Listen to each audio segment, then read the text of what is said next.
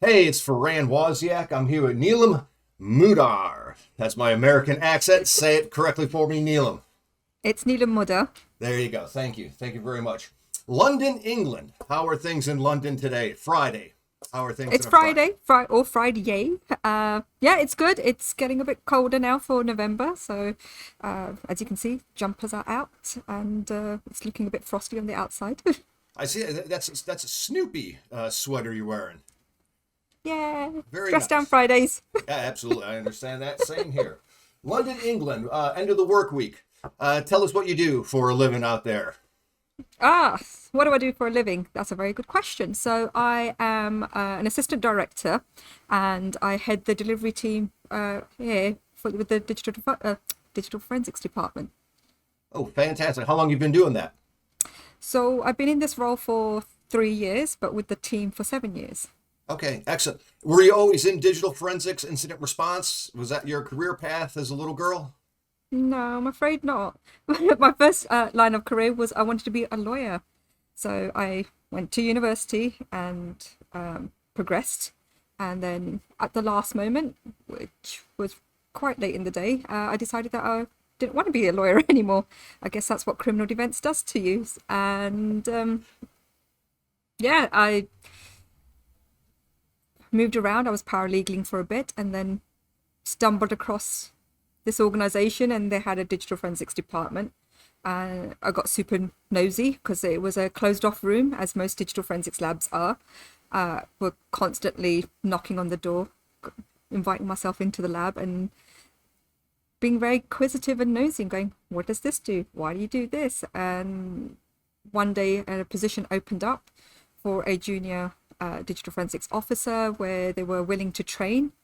I applied, had an awful interview, but it was enough to get me through. And 7 years later, here I am. Excellent, excellent. And obviously, since we're talking today, you found your way into IACIS. Mm-hmm, Can you tell us a little bit your background in IACIS, the courses you took, mm-hmm. your history with the organization?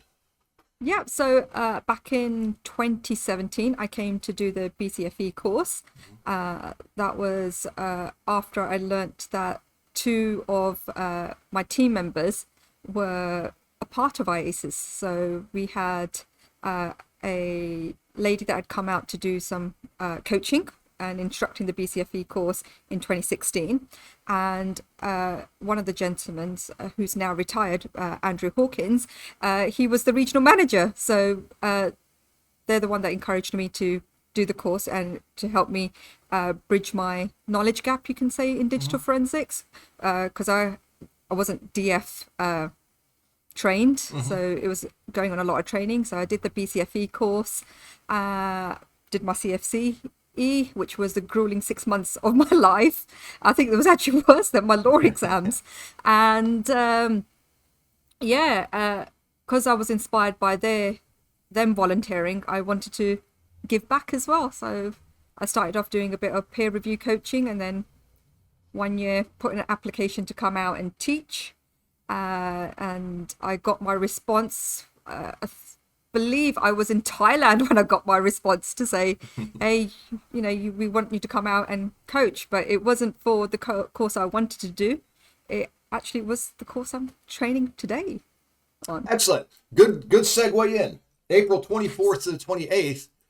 Yeah. What class is that you'll be instructing? So in April 24th to the 28th in 2023, I will be out training for the computer forensics real world course.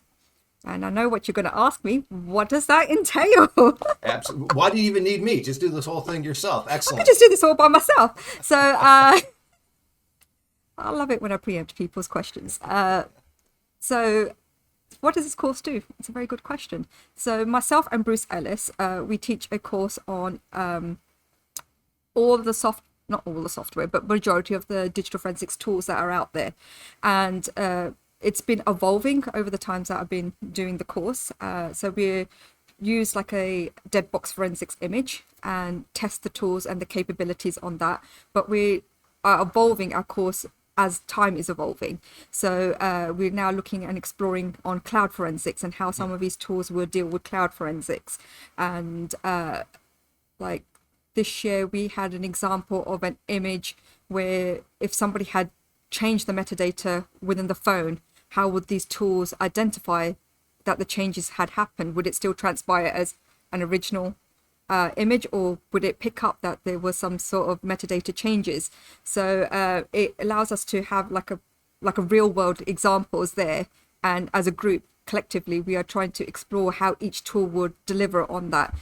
As most people would know, that there isn't a tool that would cover everything. You'll have multiple tools in your little toolbox, and it's exploring what would be the best tool for the problem that you've got at hand. Excellent. Your target audience, who should take this class? What's it geared for? Who's it geared for? It's geared to anybody that wants to broaden their horizons on what forensics tools are out there. We are not vendor trained, so we're not there to train you how to use the tool, but we're giving that environment for somebody to come and play with the tools, you can say, and explore how they all function. And it's also oh, my one just went blank. I knew that was going to happen at some given point. So what else do we do? It's geared towards those organizations who obviously can't afford to have every single tool out there. So you want to be able to choose the most appropriate tool for your organization and the type of like work that you do as well. So we're giving that forum for you to explore, so that you're not spending hundreds and thousands on a tool that isn't fit for your environment. So you can play with them, explore them, break them if you need to break the tools, and then decide that actually maybe you need a couple of tools and it's these particular tools that you need. So that's what we're doing. We're providing that environment and sharing some of the knowledge as well. So there's people that digital forensics officers that have actually attended the course. They bring their knowledge and skill sets to the course as well. So it's a bit of knowledge sharing, and at the same time giving that opportunity to anybody to come along and just learn. I got you. That class is going to be very popular on vendor night. I'll tell you that much right now. You're going to have a lot of visitors coming in after breaks and after lunch, giving away the swag that the vendors we have at IACIS that they give away. Excellent. Fantastic. It's the end of the work week. London, England. Mind the Gap. Tell us a little bit about Mind the Gap. Are people just falling into subway tunnels, or I believe the tube, as they call it there? Tube. So, the tube. Tell us a little bit about Mind the Gap. I gotta say, Friday nights on the tube or the underground, it's getting a lot quieter. So Thursdays are the new Fridays out here, but the Mind the Gap is actually to do with some train stops where the gap between the train and the platform is a little bit too big that you could actually fall down, or your foot could get stuck and you can trip. Oh yeah, we don't want that. We just got to be careful, especially if you've had one too many gin and tonics on a Friday night. You got to be careful not to get your high heel stuck. Luckily, the British are so polite that there's no really steam, unless I think soccer is involved, or football, as the rest of the world calls it. If you do get your leg stuck, I do believe people will help you. Maybe even form a queue, I believe, as the Britons whilst call you're it, lying, or a line, yeah. and just helping everybody move on to get your.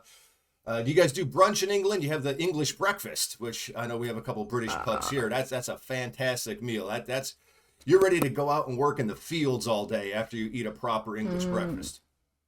That's So where I work, when we do go out on site, that's one of the requirements, is that you have a good full English breakfast, because you don't know when your next meal is going to be. So you want to be filled to the brim with your eggs, bacon, sausages, toast, hash browns, baked beans, tomatoes, mushrooms, you name it, it's all in there. Yeah, it is incredible meal. Yum, yum, yum. American meals. What's your favorite American dish? Do not say Taco Bell, but what is your what American cuisine? What when you come stateside, what is it you crave, I guess? Pancakes. I love pancakes. Good. Is that American? I think we ripped that off from the French. We just fattened up the crepe, I believe. Yeah. So it's the American fluffy pancakes with maple syrup, bacon and scrambled eggs. That is my Excellent. yeah. Fantastic. Which is weird because I still haven't gone to an IHOP. They're pretty good. It's all you can eat pancakes. It's pretty. Just take a nap, or actually just plan for a sleep. Plan for just a Netflix day after a whole IHOP. You guys have Netflix over there, correct? We do. Yeah. But I'm a Disney Plus girl. Oh, okay. Yes. Plenty of British shows we have here on the Netflix here. Some I understand, some I don't. There was the one on Amazon Prime, The Outlaws. If you haven't seen that one, Christopher Walken, excellent show. I don't have any stock in the film or the show or anything like that, but it's good.